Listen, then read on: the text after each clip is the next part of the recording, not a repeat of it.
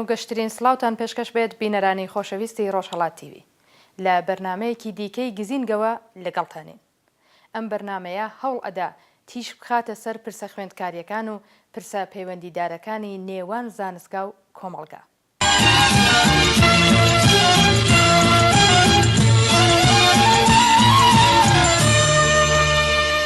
پڕ ئاشکرایە کە لە وڵاتی دیکتاتۆر لێدراوی ئێران خوێندکاران و بزوتنەوەکەیان ڕۆڵی پێشنگایەتی بزوتنەوە کۆمەڵایەتیەکانی ئێران دەگێڕن و لە هەمان کاتدا بەشێکی بەرچاو لە خواست و داواکاریە گشتیەکانی کۆمەڵگا لە دروشمی خوێندکاراندا ڕەنگی داوەتەوە.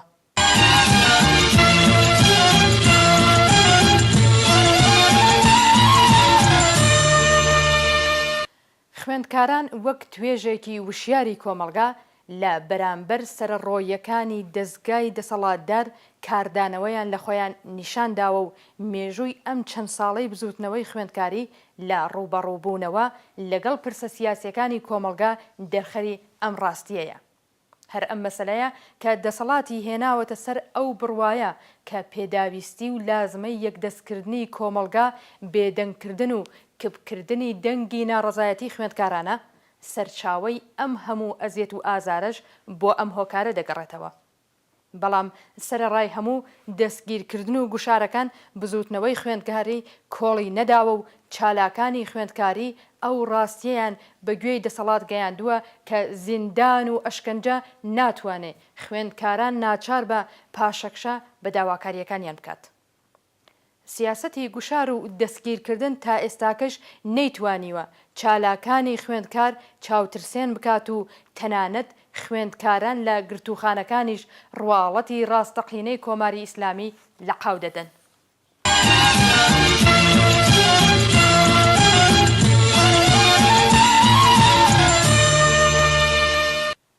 ئاشکرایە کە بزوتنەوەی خوێندکاری بە درێژایی دەسەڵاتی کۆماری ئیسلامی چەندین قۆناغی بڕیوە و سەرباری ئەو کەند و کۆسپانەی کە لەلایەن دەسەڵاتەوە خراونەتە بەردەمیان بەردەوام بوونی خۆی لە شێوەی جۆراوجۆر سەلماندووە.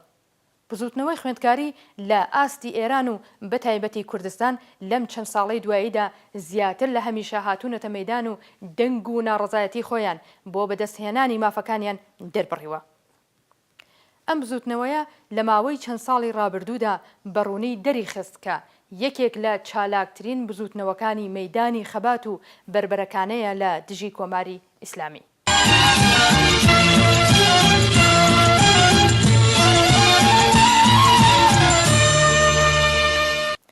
ئەوەی لە دروشمی ئەم چەند ساڵەی دوایی بزوتنەوەی خوێندکاری کورددا لە پاڵ داواکاریە سنفیەکانیان بینراوە ڕنگدانەوە و دەنگدانەوەی داواکاری و خواستە گشتیەکانی کۆمەڵگای کوردی بووە.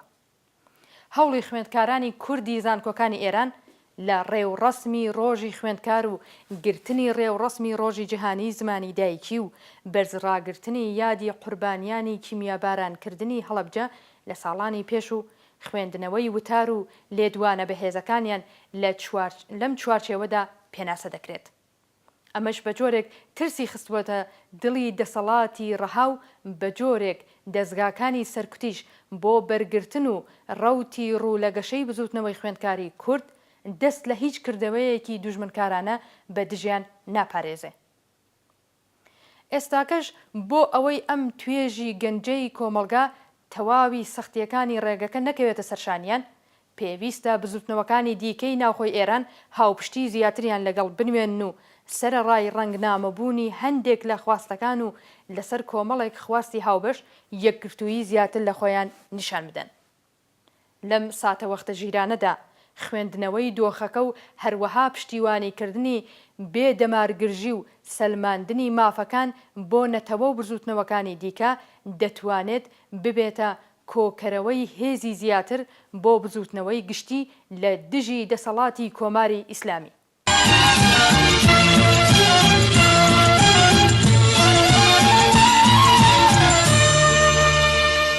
هەروەک مێژوو سەلماندوویەتی خاڵی سەرکەوتن یەکگرتنی ژیرانە و هەروەها تێکردنی خوێنێکی تازەیە بۆ دەمارەکانی بزوتنەوەی گشتی لە دژی حاکمیەت.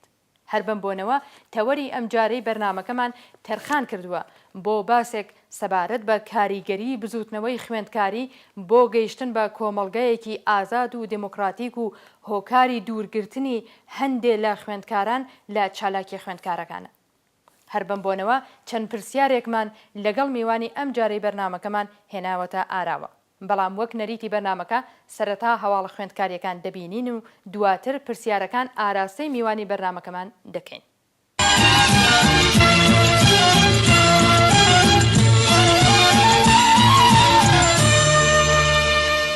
بەڕێوەبردنی خۆپیشاندان لەلایەن خوێندکارانی زانکۆی کوردستان بۆ پشتیوانی لە کۆبانێ. خوێندکارانی زانکۆی کوردستان لە شاری سنا بە مەبەستی پشتیوانی لە خەڵکی کۆبانێ خۆپیشاندانێکیان لە حەوشەی ئەو زانکۆیەدا وەڕێخست. بە پێی راپۆرتی ئاژانسی هەواڵدەری کورتپا ئەمڕۆ چوارشەممە ڕێکەوتی 23 ڕەزبەر ژمارەیەکی بەرچاو لە خوێندکارانی کوڕوکچی زانکۆی کوردستان لە کۆبوونەوەیەکی ناڕەزایەتیدا پشتیوانی خۆیان لە خۆڕاگری خەڵکی کۆبانێ دەربڕی. هەواڵنێری کورتپا لە شاری سنا ڕایگەاند لەو خۆپیشاندانەدا دروشمی پشتیوانی لە کۆبانێ و دروشمی دژ بە داعش گوتراوەتەوە و هاوکات کردەوەی چەکدارانی داعشیش محکوم کراوە.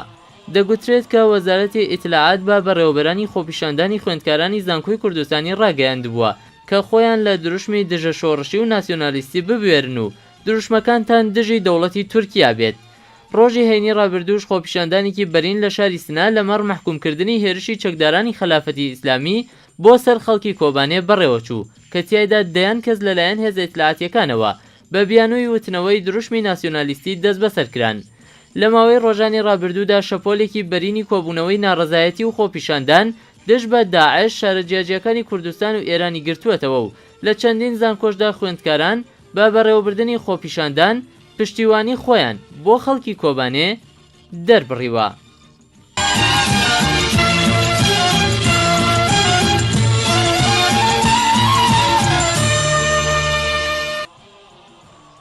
پشتیوانی خوێندکارانی زانستگای ڕازی کرماشان لە خەڵکی کۆبانێ. خوێندکارانی زانستگای ڕازی کرماشان بۆ پشتیوانی لە خەڵکی کۆبانێ کۆبوونەوەی ناڕەزایەتیان بەڕێوەبرد.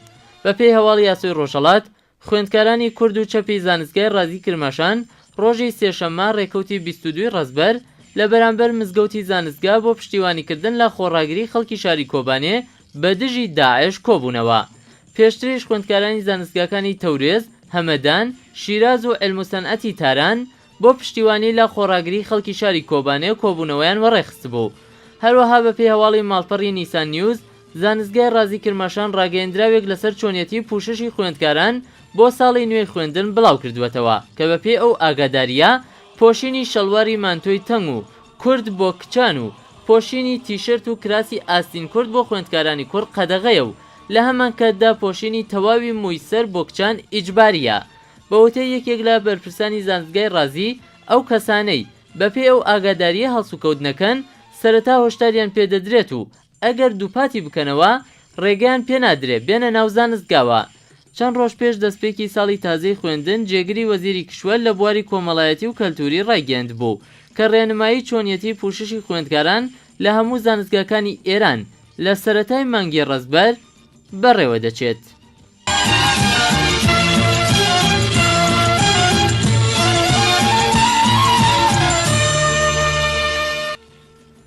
دەست بەسەرکردنی سێ خوێندکاری زانستگای یەزدانپەنا لە شاری سنا.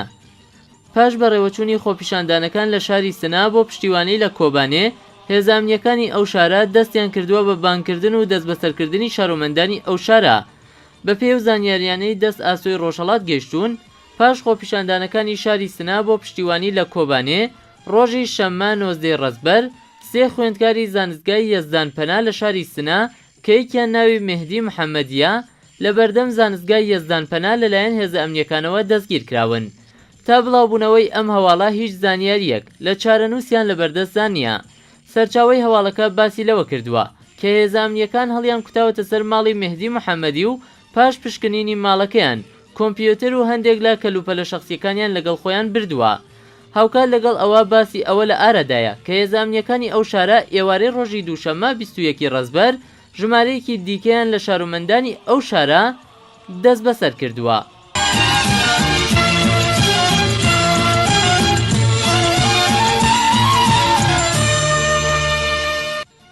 لە زانستگای پەیامنووری ئیلام یادی شاعرێکی کۆچکردووی کورد کرایەوە. لە چلەی شاعرێکی ناسراوی کووردا ڕێوڕسمێکی ڕێزلێنان لە بەرهەمەکانی ئەو شاعرە پایەبەرزە بەڕێوەچوو. بەپێی هەواڵی ئاژانسی هەواڵدێری کۆرتپا شەوی ڕابردوو ژمارەیەکی بەرچاو لە شاعران و چالاکانی فەرهەنگی ئەدەبی و کەسایەتیە زانستیەکانی شاری ئیلام ڕێوڕسمی ڕێزلێنان لە عەلیەزغەر عەباسی ئارامیان بەڕێوە برد. ئەو یادکردنەوەیە بە بەشداری بنەماڵەی عەباسی لە زانستگای پەیامنووری ئیلام بەڕێوەچوو. بەرپرسی ئەو زانستگایە لە چەند وتەیەکدا وتوێتی بەرهەمەکانی مامۆستا ئارام دەرخەری ئۆگری خەڵکی و ناوچەیە بۆ سروشتا. شێعرەکانی مامۆستا ئارام زیاتر لە وەسفی سروشدا بوو و باز لە تێپەڕینی ڕۆژگار دەکەن. لەو ڕێوڕسمەدا نیعمەت داودیان لەسەر کەسایەتی مامۆستا ئارام دواوە و هەروەها پارچەشارێکیشی پێشکەش کردووە. وەسفی کەسایەتی و تایبەتمەندیەکانی مامۆستا ئارام بڕگەیەکی دیکەی ڕێوڕسمەکە بوو کە لەلایەن کوڕەکەیەوە هاتە بەرباس و دواتر منداڵێک بە ناوی ماهان پارچەشارێکی مامۆستا ئارامی خوێندەوە. شاعری ناوداری کورد عەلیەزغەر عەباسی ناسراو بە ئارام کوڕی گوڵموراد دوای 52 ساڵ خزمەت بە هونەر و وێژەی کوردی ڕۆژی هەینی ڕێکەوتی چواردەی گەلاوێژی 93 هەتاوی لە تەمەنی 87 ساڵیدا ماڵاوایی لە ژیان کرد. تەختی خان، وەشدەروون، مانشت، قەڵاڕەنگ کە سەرجەمیان لە وەسفی سروشدا نووسراون لە شێعر و بەرهەمەکانی مامۆستا ئارامن.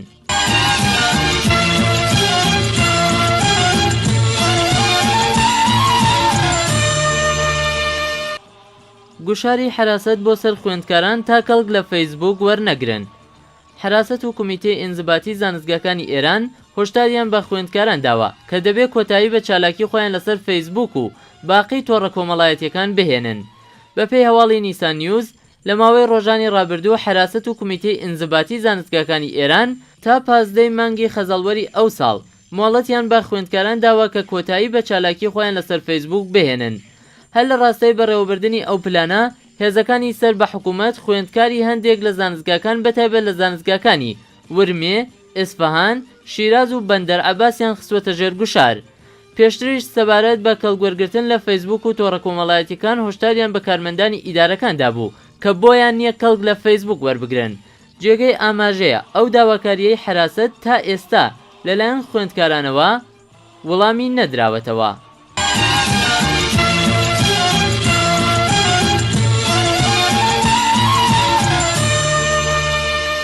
ئەفسانە بایەزیدی بە دانانی 150 ملیۆن تمەن بارمتە ئازاد کرا. ئەفسانە بایەزیدی کچە خوێندکاری کوردی خەڵکی شاری بۆکان پاش زیاتر لە 100 ڕۆژ دەستبەسەری بە شێوەی کاتی لە زیندان ئازاد کرا. بەپێی راپۆرتی هەواڵنێریە نێوخۆیەکان ڕۆژی شەممە ڕێکەوتی نۆزدەی ڕەسبەر ئەفسانە بایەزیدی کە ڕێکەوتی پێنجی پوشپەر لەلایەن هێزە ئیتلاعاتیەکانەوە لە شاری بۆکان دەستبەسەر کرابوو بە سپاردنی بارمتەیەکی 150 ملیۆن تمەنی هەتا کاتی دادگایکرانی ئازاد کرا. سەرچاوەیەکی ئاگادار بە هەواڵنێریە نێوخۆیەکانی ڕاگەاندووە. ئەفسانە بایەزیدی کە لەو ماوەیەدا لە ژوورە تاکە کەسیەکانی ئیدارەی ئیسلاعاتی شارەکانی بۆکان، مەهاباد و ورمێ لە دەستبەسەریدا بووە هەتا ئێستا تۆمەتەکەی پێڕانەگەیەندراوە. سەرچاوەکە ئاشکرای کرد ئەو کچە خوێندکارە لە ماوەی دەستبەسەربوونیدا 23 ڕۆژمانی لە خواردن گرتبوو کە بەو هۆیەوە تووشی لاوازی جەستەی هاتووە. یەکێک لە نزیکانی بنەماڵەی بایەزیدی کە نەویست ناوی ئاشکرا بکرێت ڕاگەیاند.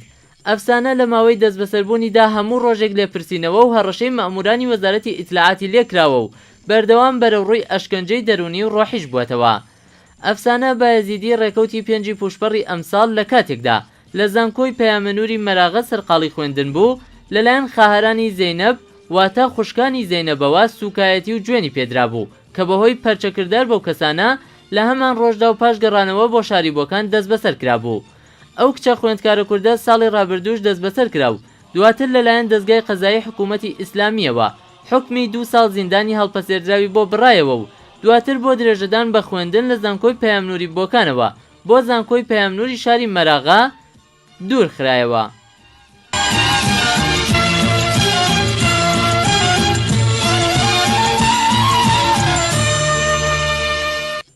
بڕینەوەی سزای زیندان بۆ یەکێک لە ئەندامانی یەکێتی خوێندکارانی کورد.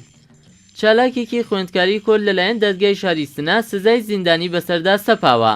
بەپێی هەواڵی نیسان نیوز مەحموود ئەکبەری خوێندکاری زانستگای ئازادی سنا کە لە ساڵەکانی 1387 تا 1389 هەتاوی جێگری بەرپرسی یەکێتی دموکراتیکی خوێندکارانی کورد بووە و پێشتر لەلایەن دادگا سزای 1 ساڵ و 6 مانگ زیندانی بۆ بڕابووەوە لەلایەن دادگای پێداچوونەوە ئەو سزایە بۆ 6 مانگ زیندانی کەم کراوەتەوە.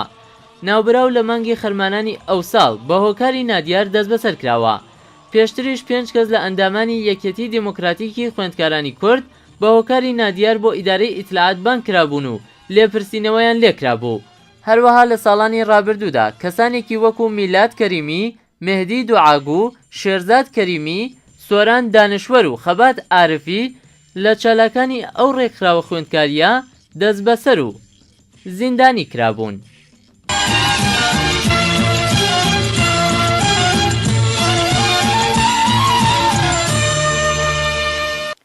وەک یەکەم پرسیار لە بەڕێزیان ئەوەیە کە بەڕای ئێوە هۆکاری دوورگرتنی هەندێک لە خوێندکاران لە چالاکیە خوێندکاریەکانی ناو زانکۆکان چییە؟ ڕێگەچارەی ئێوە بۆ بەشداری زۆرتری خوێندکاران لە چالاکیە خوێندکاریەکان لە زانستگاتە چییە؟ سەرەتا ڕێز و سڵاوم هەیە بۆ ئێوەی خۆشەویست و بینەرانی ڕۆژهەڵاتیوی. بێگومان کۆماری ئیسلامی هەوڵی داوە هەم بەسەرکوت و هەم لە ڕێگای ترەوە وەکو کاری فەرهەنگی یان کۆمەڵایەتی وا بکات کۆمەلگا لە فەزایەکی باوەڕمەند دوور بخاتەوە. دەیان جۆر تەعارض و ناهەنجاری بە ئەم تێناوەتە ناو کۆمەلگا وەکو ئەتیاد و دەیان شتی تر. هەوڵی داوە تەنانەت کۆمەلگایەکی سرفەن مەسرفگەرا دروست بکات. لەم کۆمەلگایشدا باوەڕەکان دەکەونە ژێر کاریگەری قازانجی شخصی و کەس ئامادە نییە بە ئاسانی هەزینە بۆ بایەخە ئینسانیەکان بدات. و ئەرزشە ئینسانیەکان بە شێوەیەک لەم کۆمەلگایەدا لەبیر دەچنەوە. کەوا بوو بنەماڵەکانیش هەموو کات خوێندکاران هان دەدەن. یعنی ئەگەر خوێندکارێکیش ببێ هەستێکی شۆڕژگەرانەی ببێت و هەستێکی ئیسلاح تەلەبانەی ببێ بەنا بە وەزعی مەوجود بنەماڵەکان هەوڵ دەدەن بۆ هێمنبوون و دوورکەوتنە لەو چالاکیانە هانی بدەن. هەر ئەمەش لەسەر ئاستی چالاکیەکانی نوێ خوێندکاران و زەنکۆکانیش ڕنگدانەوەی نەرێنی هەیە و بوویەتی. بەڵام بۆ ڕێگە چارە من پێم وایە دەبێت مەجالێک بۆ زانکۆ بخولقێت کە خۆی بڕیار بدات و لە کاری خۆیدا مستەقل بێت. ئێستا زۆرینەی ئەم بزوتنەوەیە واتە بزوتنەوەی خوێندکاری لە دەستی ئیسلاحاتدایە و ئەگەر زانکۆ بتوانێت خۆی دەرباز بکات لەو هێڵە بە دڵنیاییەوە چالاکی زیاتر دەبێت. ئێمە ئێستا لە ئێراندا کەمترین حرکەتی خوێندکاری لەلایەن سربەخۆکانەوە دەبینین. دەبێ هەوڵ بدرێ ئەم بەشە سربەخۆی فراوانتر بێتەوە و زیاتر مەجاڵی هەڵسوڕانی ببێت. وەک دووهەم پرسیار لە بەڕێزیان ئەوەیە کە ئێوە وەکو خوێندکارێکی کورد لەگەڵ بەشێک لە خوێندکارانی باقی ناوچەکانی ئێران پەیوەندیتان هەبووە. ئەم پەیوەندیانە چۆن دەبینن؟ ئایا خوێندکارانی کورد جیا لە حکوومەت توانیویانە بەشێک لە خواستەکانیان بەگوێی کۆمەڵگای ئێراندا بگەێنن؟ بێگومان تێکڵاوی هەبووە و هەیە و کاریگەری زۆریشی هەیە. بۆ نمونە چینی نوخبەی ئێرانی ڕاستەوخۆ لە زمانی نوخبەی کوردەوە ڕاستیەکان و عەمەل و کردارەکان دەبینێت. بە شێوەیەکی بەردەوام پەیوەندیەکی نەبڕاوی هەیە لەگەڵ نوخبەی کووردا لە زانکۆکانە. بۆیە بە شێوەیەک فێری ڕاستیەکان و ئەو حەقیقەتانە و ئازارەکانی گەلی کورد دەبێت. دەزانێت لاوی کورد وەکو هەموو گەنجێکی دیکە هەڵسوکەوتی پڕە لە تایبەتمەندی ئینسانی و تەنیا خواستی پاراستنی کەرامەتی ئینسانی کوردە و بەس. جگە لەوە لە بەحس و وتوێژدا بۆی مانای نەتەوە لە ڕوانگەی تاکی کورد و ئاوات و خواستەکانی گەلی کورد ڕوون دەبێتەوە و هەر ئەمە دەبێت بە سەبەب بۆ ئەوەی کە فارزوتنی لەگەڵ کورد هەوزات پنداریش بکات و زۆرتر و قوڵتر ئازارەکانی گەلی کورد دەرک دەکات. من پێم وایە خوێندکاری کورد تا ڕادەیەکی زۆر لەوەدا سەرکەوتوو بووە. بۆ نمونە ئێستا چینی نخبەی فارس وەکو جاران سەری کورد ناکەن، سەیری کورد و خواستەکانی ناکەن، و بێگومان خوێندکاران ڕۆڵی سەرەکیان هەبووە لەمەدا. ئەمە بەشێکی دیکەیشی ئەتوانین بڵێن لەگەڵ شەپۆلی خوێندکارانی کورد بۆ زانکۆکانی ئێران و تێکەڵبوونیان لەگەڵ هەموو خەڵکانی دانیشتووی ئێران توانیوێتی هەر ئەم مەوزوعە کاریگەر ببێت لەسەر پەروپاگەندەی 30 ساڵەی دەسەڵات و پوچەڵکردنەوەی. لە بەرامبەریشدا کێشەی کورد وەک کێشەیەکی سەرەکی بناسێنرێت بە هەموو ئێران. نمونەکەشی هاتنە دەنگی زۆرینەی زانکۆکانی ئێرانە سەبارەت بە مقاومەتی کۆبانی، ئەتراز بە لە سێدارەدان و دەست بەسەرکردنی چالاکانی سیاسی کورد کە لەم چەند ساڵەدا ئەمانەمان زۆر لە زانکۆکانی ئێراندا دیوە. لە ڕاستیدا تێکەڵاوی خوێندکاران لە زانکۆکان توانیوێتی ببێتە هۆی ئاشتبوونەوەیەکی گشتی بۆ هەمووان، کە ئێستا دەبینین ڕقە کۆنەکان کە دەسەڵات تینی دەدان خەریکن کەمڕەنگ دەبنەوە و تەنانەت لەوانەیە بێڕەنگیش بوو بێتەوە. وەک سێهەم پرسیار و دوایین پرسیار لە بەڕێزیان ئەوەیە کە ئایا پەیوەندیەک لە نێوان بزوتنەوەی خوێندکاری و گەیشتن بە کۆمەڵگایەکی ئازاد و دموکراتیک بوونی هەیە؟ ئەگەر بکرێت لەم بارەیەوە تەوزیحێکمان بۆ بدەن. یەکێک لە بنەماکانی کۆمەڵگای دموکراتیک بوونی کۆمەڵگایەکی مەدەنیە، واتە بوونی دەیان دامەزراوەی ناحکومی کە لە ڕاستیدا ئەم دامەزراوانە ئەرکی ئیدارەی کۆمەلگا لە بواری ئینسانی لە ئەستۆی خۆیان دەگرن و هەر ئەم دامەزراوانەش لەمپەڕێکن لە بەرامبەر تاکڕەوی دەوڵەت و دەسەڵاتدا. کۆمەلگای مەدەنی بنەڕەتەکەی لە گۆڕانکاری فکری و زانستی و فەرهەنگی ناو کۆمەلگا بەدی دێت. لە ڕاستیشدا زانکۆ سەرەکیترین سەرچاوەی ئەو گۆڕانکاریە زانستیەیە کە پێویستە بۆ پێکهێنانی کۆمەلگایەکی مەدەنی. کۆمەلگایەک کە بەرەو مەدەنیەت شارستانیەتێکی مدرن هەنگاو دابنێت دەتوانێت ببێت بە کۆمەلگایەکی دموکراتیک. جگە لەوەش بەبێت تەوەسعی سیاسی و ئابووری و فەرهەنگی و زانستی گەیشتن بە دموکراسیەت مانای نییە کە هەمووی ئەو فاکتەرانە لە زانکۆ سەرچاوەگرن. یعنی بۆ گەشتن بە کۆمەلگایەکی دموکراتیک تەواوی ئەو فاکتەرانە کە پێویستە لە زانکۆکانەوە هەڵدەقڵێن. هەر بەم بۆنەوە زانکۆ سەرەکیترین و گرنگترین شوێنە بۆ پەرەدانی مەدەنیەت و دموکراسی، و بە تایبەتی کە خوێندکاریش پێشەنگی هەموو گۆڕانێکە دەتوانێت لە گەیشتن بە دموکراسی یارمەتیدەری کۆمەلگا بێت. لە کۆتاییدا دەڵێم زانکۆ هێشتا هەرجێ هومێدە و دەتوانێت جوڵە لە کۆمەلگا بخات.